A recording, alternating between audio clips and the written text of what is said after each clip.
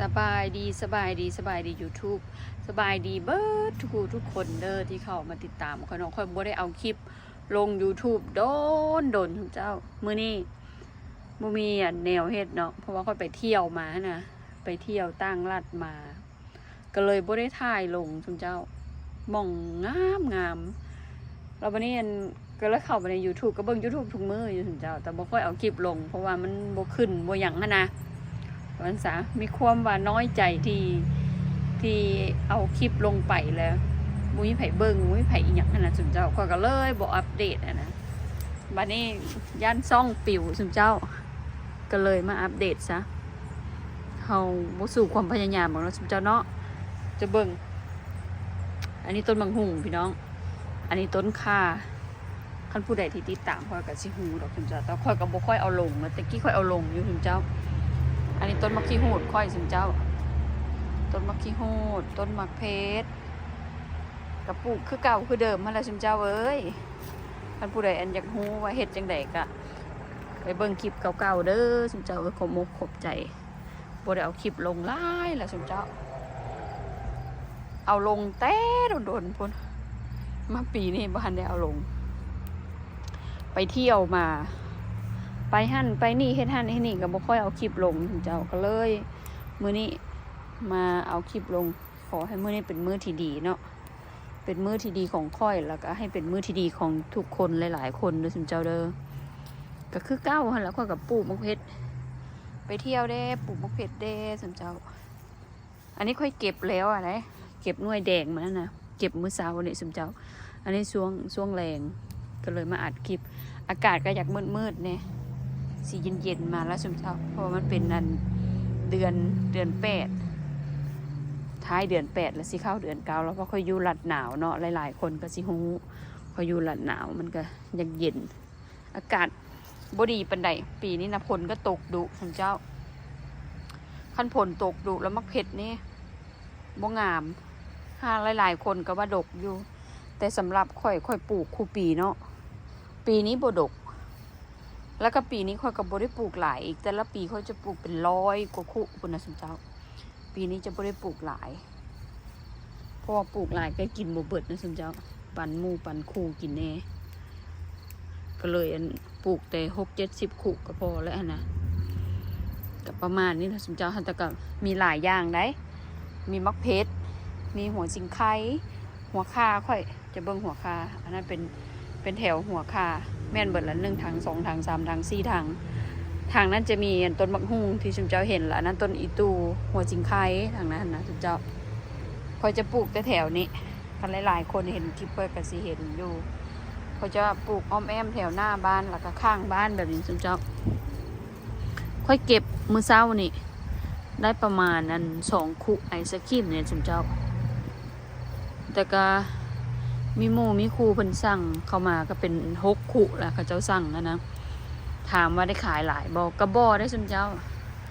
บางคนเพิ่นก็ซื้อซอยเฮาหั่นนะว่าซั่นซะก็เฮ็ดไปซุมเจ้าความสุขเล็กๆน้อยๆหลังจากเลิกงานมาก็นี่แหละลงมาในสวนเบ็ดใบมะเพชรเก็บมะเพชรไปซั่นละบ่ได้เอาคลิปลงโดนแล้ว YouTube เป็นจังไดอยู่ดีมีแฮงบ่สุขุสุคนบ่คือเก่าหั่นล่ะซุมเจ้ามะเพชรนี่นะมันพุ่นน่ะแต่ว่าบ่ดกปีนี้ยอมรับว่าบ่ดกแต่ความงามเนี่ยบ่ให้เว้าเลยค่อยก็บ่ได้ใส่หยังหลายขี้ไก่ปุ๋ยคอกบ่ภาษาไทยเขาเอิ้นปุ๋ยคอกคนลาวเขาก็เอิ้นขี้ไก่แล้วก็เอาแป้งนัวหดบ่ให้มันเป็นเชื้อรานะคุณเจ้าหดให้หน่วยมันงามมันซะหลายคนก็หลายเอิ้นบางคนมันก็เอิ้นพริกกะเหรี่ยงบอกแต่ว่าสำหรับข่อยพริกขาวมันมีพริกสีขาวแล้วก็สีเขียวหน่วยมันจะซี่ลงดินนะคุณเจ้าพันนี้นะพันถามว่ามีสื่อพันมันจังได๋เขาก็บ่ฮู้นะส่วนหลายแต่ก็เอิ้นพริกสีขาวคุณเจ้าประมาณนี้ล่ะคุณเจ้าเขาก็ปลูกหลายอย่างเลยมีมักทั่วมักแตงมักเพชรนะหัวจิงไข่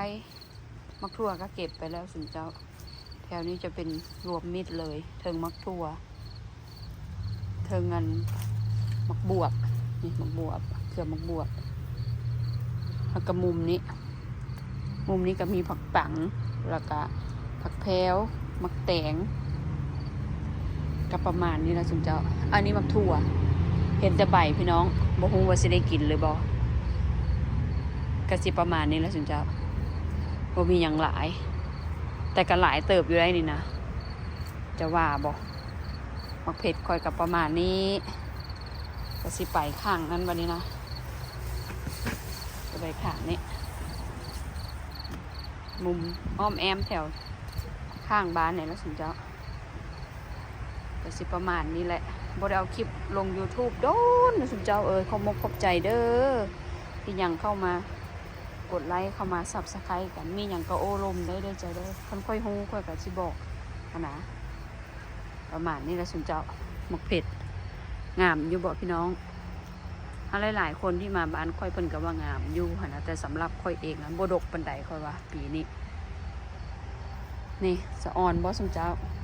แต่ละปีค่อยจะมีถังเดียวเนาะมาปีนี้ค่อยมาขยายเป็น4 ถังเต็มเลยนี่นะเต็มถังการมันจะได้มันแตกกิ่งแตกง่าออกกระสิประมาณนี้ละสุนเจ้าอันนี้เป็นหัวข่ากินได้สุนเจ้าใบมันนี่ก็เอาไปอันนั้นเวลาเขาเห็ดมุกเห็ดอย่างนั้นนะไปเห็ดน้ำซาให้อย่างได้เบิดใบมันการมันนี่ก็กินได้ไปเห็ดเมี่ยงกินกับเมี่ยงตัวใดใบม่วงงามก็จะเด็ดมันเป็นเส้นสุนเจ้าแต่ละมื้อโอเคเด้อสุนเจ้าเด้อขอบใจที่เข้ามากดไลค์เข้ามาSubscribeกันบายบาย